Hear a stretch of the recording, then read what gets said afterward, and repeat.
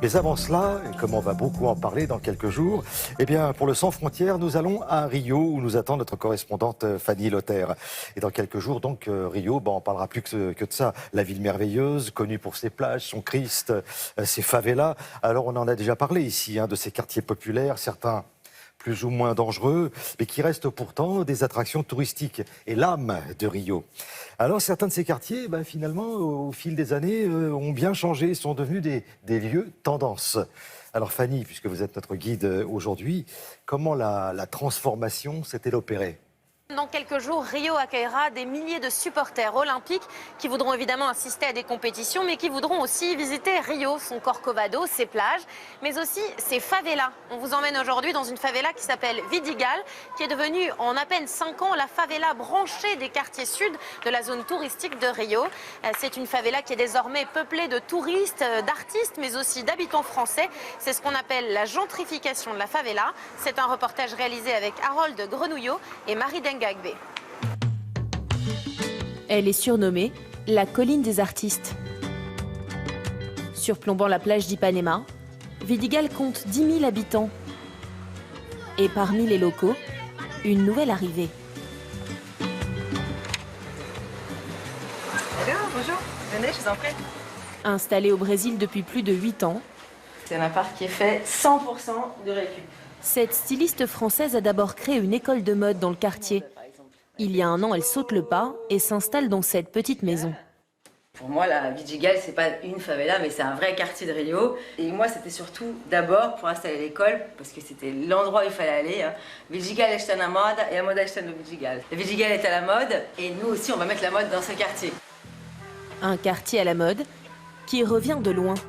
Encore aux mains des trafiquants, en 2011, à l'approche de la Coupe du Monde, la favela est pacifiée par l'armée à grand renfort d'hélicoptères et de chars.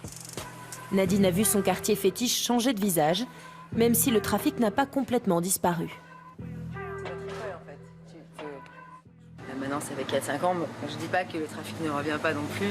On commence à le sentir un petit peu, on commence à entendre des petits tirs quand même. On se demande ce qui va se passer après les Jeux Olympiques. Direction son école de mode, quelques mètres plus bas. Ce jour-là, la Casa Gerasson apporte les dernières touches à sa collection pour un défilé au consulat de France. Je vais présenter d'abord notre muse, notre mannequin muse. Des vêtements confectionnés par les élèves, tous issus des favelas. Dernière consécration en date, l'école a collaboré avec une grande marque de chaussures et compte exporter son modèle dans les banlieues françaises. Je pense que les gens ont une vision erronée de ce qu'est une favela.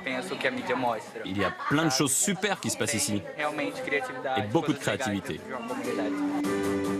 De la créativité, Vidigal n'en manque pas. Tout en haut, caché au milieu des maisons de briques, bienvenue dans le dernier bar à la mode. Je n'aurais jamais imaginé venir ici il y a quelques années. Mais c'est très sécurisé et magnifique. C'est que tout est en expansion. Le bar s'agrandit et en plus, il y a un studio de cinéma en construction. Bar, hôtel, circuit de randonnée sur la montagne de Vidigal, le business de la favela est juteux.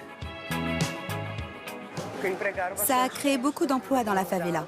Ça a bénéficié au commerce local, mais le problème, c'est que ça a augmenté la spéculation immobilière. Tous les prix ont augmenté, des aliments à l'habitat.